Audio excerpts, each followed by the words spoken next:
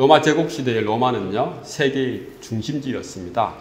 로마는 정치, 경제, 사회, 문화 모든 영역에 있어서 중심적인 그런 역할을 감당했어요. 세계 많은 유럽자들이 로마로 몰려들었고 세계의 온갖 신기한 물건들이 다 로마에 있었습니다. 그러나 그 로마 제국의 그 화려함 뒤에는 그림자가 있었어요. 로마 제국 도시의 뒷골목에는요, 온갖 비정상적인 일들이 아주 난무했던 것입니다. 상권을 따라서 조직폭력배가 형성되었고 로마 도시의 그 뒷골목에는 비참한 노숙인, 마약 중독자, 알코올 중독자 이런 사람들이 넘쳐났어요. 시장에서는 노예 상인들이 덕실을 그렸고 인신매매가 판을 쳤습니다. 그리고 성적으로 귀족들은 굉장히 타락했습니다. 평민들도 마찬가지로 성적인 타락이 아주 극에 달했어요. 귀족들은 먹을 것과 풍요가 넘쳐서 잔치상에서 먹고 싶은 것을 먹고 토한 후에 다시 먹었습니다. 일상적으로 폭력을 즐기고 그리고 온갖 죄 가운데서 약한 자들을 착취했습니다. 도덕적인 해이와 부의 편중과 증가하는 폭력과 범죄는 로마가 멸망해가는 그런 징조들이었습니다. 오늘날 사회도 마찬가지입니다. 사람이 살아가는 곳에는 항상 그 그늘이 있어요. 사람들이 모여들면 항상 그 어두운 그림자가 있습니다. 특히 사람과 물자가 많이 집중되어 있는 이 대도시에는요, 항상 도시 뒷골목에는 그 악의 그림자가 항상 있습니다. 대도시의 뒷골목에는 사람들이 밤마다 쾌락을 쫓고 돈을 쫓고 약물을 쫓고 성에 중독되어 살아가는 사람들이 차고 넘칩니다. 한편으로 약자는 착취당하고 가난하고 소외된 사람들은 그 억울한 부르짖음이 항상 있는 것이죠. 오늘 본문에 나오는 소돔과 고모라가 바로 로마처럼 그런 곳이었습니다. 로마처럼 화려한 곳이었고 로마처럼 악의 그림자가 깊숙이 뿌리 내린 그런 도시였습니다. 소돔과 고모라는요, 원래 자원이 아주 풍부하고 아주 비옥하고 부유한 도시였어요. 아름다운 도시였습니다. 근데 이 소돔과 고모라가 어느덧 그 악의 근원지가 되었어요. 그러면서 그 악한 모습들이 오늘 창세기 19장에 쭉 나와 있습니다. 소돔과 고모라, 과연 어떤 곳이었을까요? 이 소돔과 고모라가 왜 멸망했을까요? 소돔과 고모라는 사해바다에서 나오는 그 소금으로 마음껏 축복을 받았음에도 불구하고 소돔과 고모라는 왜 망해서 지금 지도 가운데 사라졌을까요? 첫 번째로요, 소돔과 고모라는 충동과 본능만 있었던 곳이에요.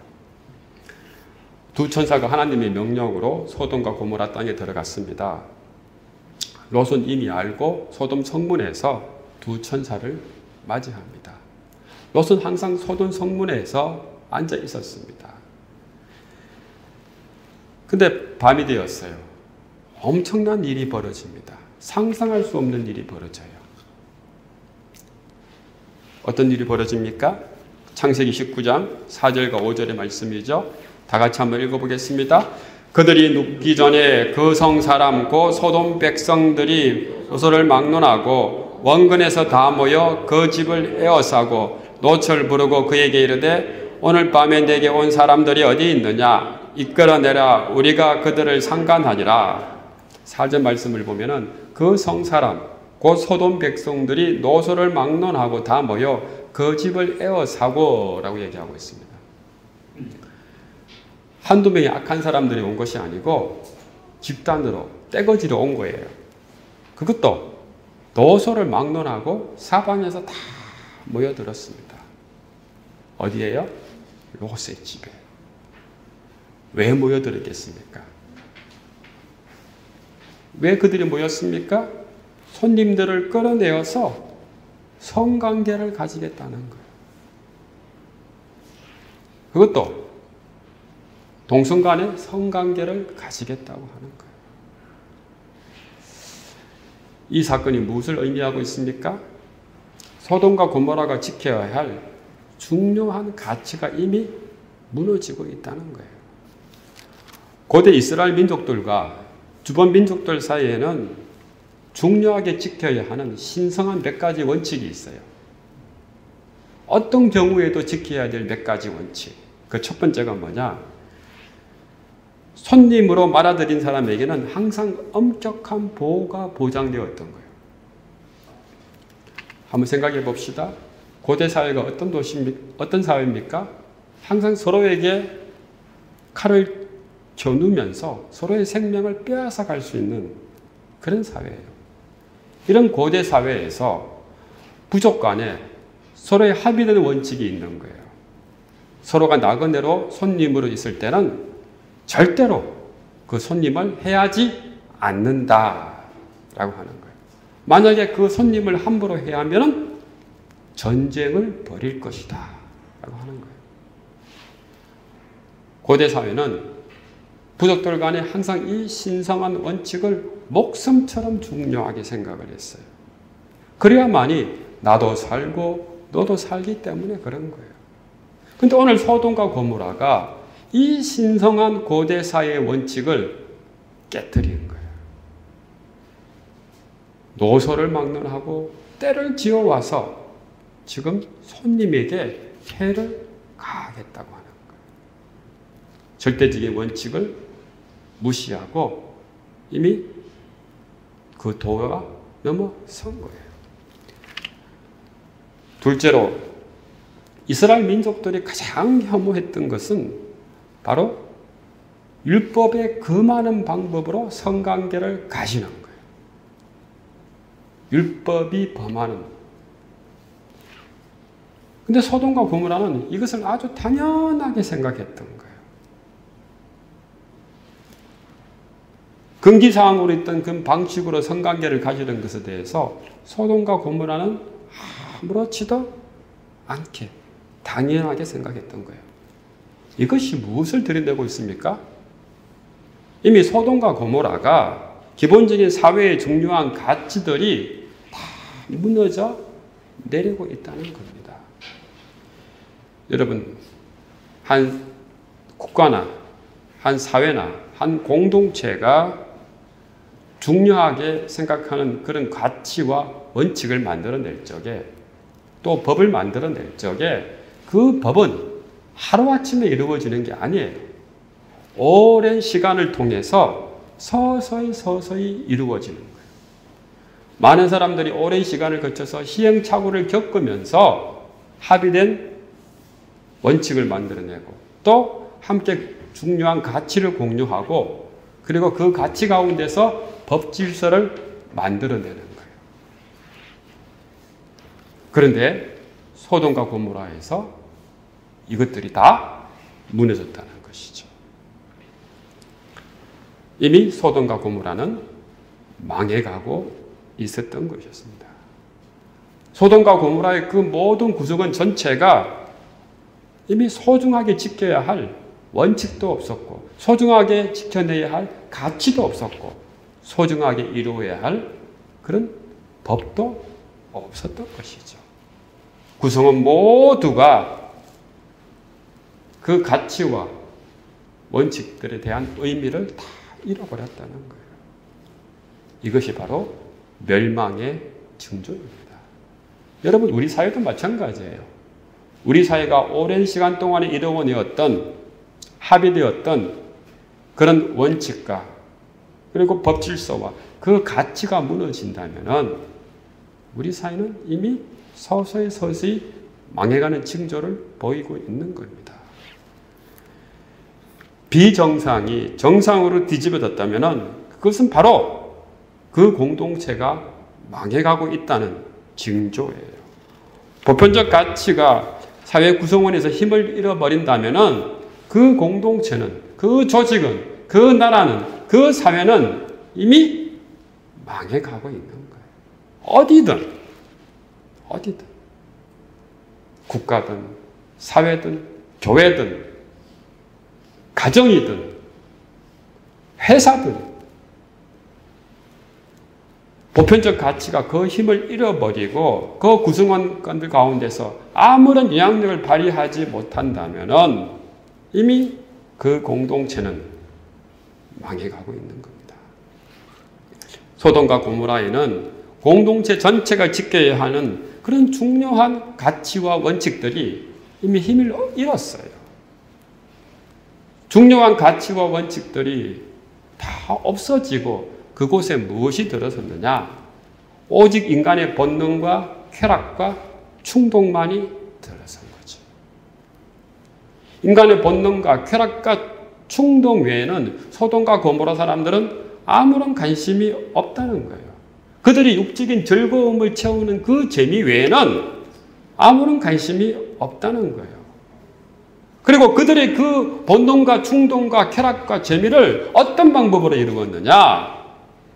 폭력으로, 힘으로, 강요로, 타인의 희생을 강요하면서 그들이 쾌락을 채워나갔다는 것입니다. 귀한 손님을 집에서 끌어내어서 버젓하게 아무런 죄의식 없이 성폭행을 하겠다라고 하는 것이 소돔과 고모라의 악이었던 것이죠. 건강한 사람들은 보통 혼자 있을 때 이런 악들을 함부로 저지르지 못해요. 근데 문제는 많은 사람들이 함께 모여 있을 때 문제인 겁니다. 많은 사람들이 함께 모여서 집단으로 악을 저지를 때는 그 악에 대한 감각이 무감각해져요.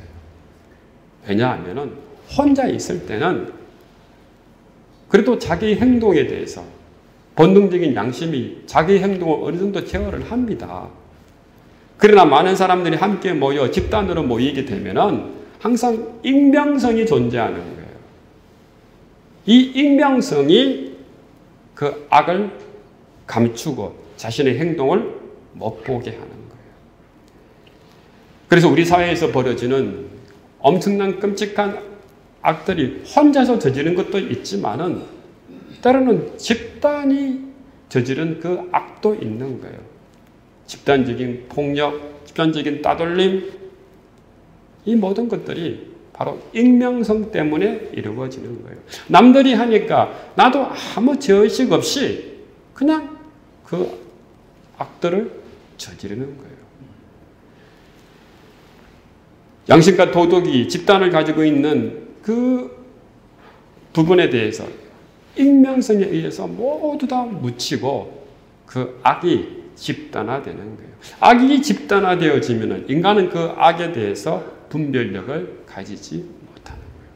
오늘 소돔과 고모라가 멸망했던 가장 큰 이유는 자신들이 가지고 있던 그 죄가 집단적인 악이 되었고 그 악으로 말미암아서 사람들은 분별력을 잃어버렸다는 겁니다. 사랑하는 성도 여러분, 그래서 우리가 항상 영적으로 깨어져 있어야 되는 거예요. 나 자신의 죄에 대해서도 항상 예민하게 통찰할 수 있어야 되지만은 우리 사회나 우리 공동체나 우리 교회나 우리 회사가 가지고 있는 그 악들에 대해서도 항상 날카롭게 지켜볼 수 있는 영적인 능력이 우리에게 있어야 됩니다. 그래야만이 그 악을 극복할 수 있는 힘이 우리에게 생기는 것입니다. 두 번째로 소돔과 고모라 왜 망했을까요? 여기 중요한 이유가 또 한 가지 있습니다. 어떤 이유입니까? 소돔과 고모라에는 어인 10명이 없었습니다. 롯이 소돔과 고모라 사람들을 만류하고 자기 딸까지 내주겠다고 합니다. 그런데 소돔과 고모라 사람들이 막무가내예요. 롯을 거칠게 밀치고 쳐들어갑니다. 창세기 19장 6절과 8절이죠. 다 같이 한번 읽어보겠습니다. 롯이 문밖에 무리에게로 나가서 뒤로 문을 닫고 이르되 청하노니 내 형제들아 이런 악을 행하지 말라. 내게 남자를 가까이 하지 아니한 두 딸이 있노라. 청하건대 내가 그들을 너희에게로 이끌어내리니 너희 눈에 좋을 대로 그들에게 행하고 이 사람들은 내 집에 들어왔은즉 이 사람들에게는 아무 일도 저지르지 말라. 원래 소돔과 고모라는 자원이 풍부하고 아주 비옥한 들이 있고 그리고 사해바다가 가까이 있어서 늘 소금을 가지고 있는 그런 풍요로운 도시였습니다. 롯이 소돔과 고모라 땅에 내려간 것도 바로 그 이유 때문이에요. 풍요로움이 있었기 때문입니다. 근데 이렇게 풍요롭고 아름다운 땅이 심각하게 부패했습니다. 왜 부패했을까요? 그것은 이 소돔과 고모라를 지켜줄 수 있는 어인 10명이 없었기 때문이에요. 이 소돔과 고모라를 지켜낼 수 있는 지도자, 정신적인 지도자, 영적인 지도자가 없었기 때문입니다. 소돔과 고모라에는 거룩한 소금의 역할을 하는 그런 영적 그룹, 어인 10명이 없었기 때문이에요. 롯만 거기에 혼자서 있었습니다. 근데 롯도 어인 10명을 구하지 못했어요. 롯도 거룩한 그룹을 형성하지 못했습니다.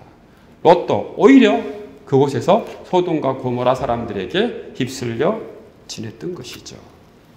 소돔과 고모라에는 그 소돔과 고모라의 영성을 지켜줄 수 있는 기도하는 어인 10명이 없었기 때문에 망했던 거예요. 그래서 많은 사람들이 악이 일상화되어지고 평범한 사람들까지 집단으로 악을 행할 때 그것이 악이다 라고 외치는 그런 영적인 지도자, 영적인 그룹들이 소돔과 고모라에는 없었기 때문에 그런 거예요. 그래서 사람들은 집에 손님으로 온 그 나그네를 폭력으로 이끌어내어서 집단으로 강간하려는 그런 상황까지 나아간 것입니다. 이런 상황에 대해서 천사들은 드디어 소돔의 멸망을 선언하는 거예요. 창세기 19장 13절이죠. 다 같이 한번 읽어보겠습니다. 그들에 대한 부르짖음이 여호와 앞에 크므로 여호와께서 이곳을 멸하시려고 우리를 보내셨나니 우리가 멸하리라. 소돔과 고모라 땅을 멸하리라. 그래서 하나님께서 가장 싫어하시는 그 악을 반드시 없애겠다라고 하는 거예요. 소돔과 고모라 땅에는 그 악이 평범한 일상이 되어진 것입니다. 여러분, 악이 평범한 일상이 될 때 하나님께서는 그것을 그냥 지나쳐 버리지 않은 거예요. 우리 사회에서 악이 평범한 일상이 되어지면 하나님께서는 반드시 그 사회를 심판하시는 거예요. 한 교회에서 그 악이 평범한 일상이 될 때 하나님께서는 반드시 그 교회를 심판하시고 한 가정에서 그 악이 평범한 일상이 될 때 그 가정을 하나님께서는 반드시 심판하시고 한나 아렌트가 있습니다. 이 사람이 예루살렘의 아이히만이라고 하는 책을 지었어요. 여기서 평범한 악에 대해서 이야기하고 있어요.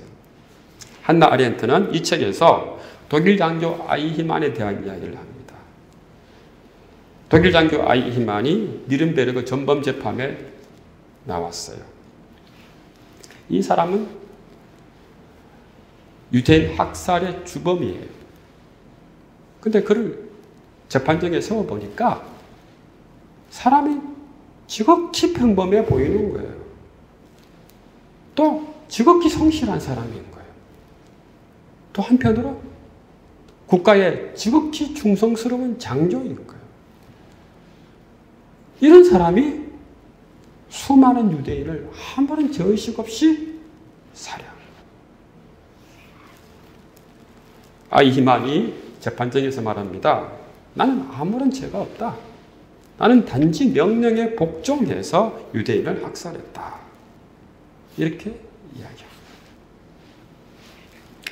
그러나 유대인 학살에 동조한 것은 이 사람뿐만 아니었어요. 독일의 모든 분야의 사람들이 다 유대인의 학살에 동조했습니다. 국가와 기업은 유대인의 기업과 재산을 다 빼앗았고, 철도회사는 유대인들을 태운 기차를 다 움직였고, 군사들은 어떻게 하면 사람들을 많이 죽일 수 있을까 연구했고, 회계사들은 유대인들의 그 재산 가치를 계산했고, 과학자들은 효과적으로 유대인을 죽일 수 있는 가스를 개발했고, 많은 사람들이 다 그 학살에 동참한 거예요. 왜 이렇게 했습니까?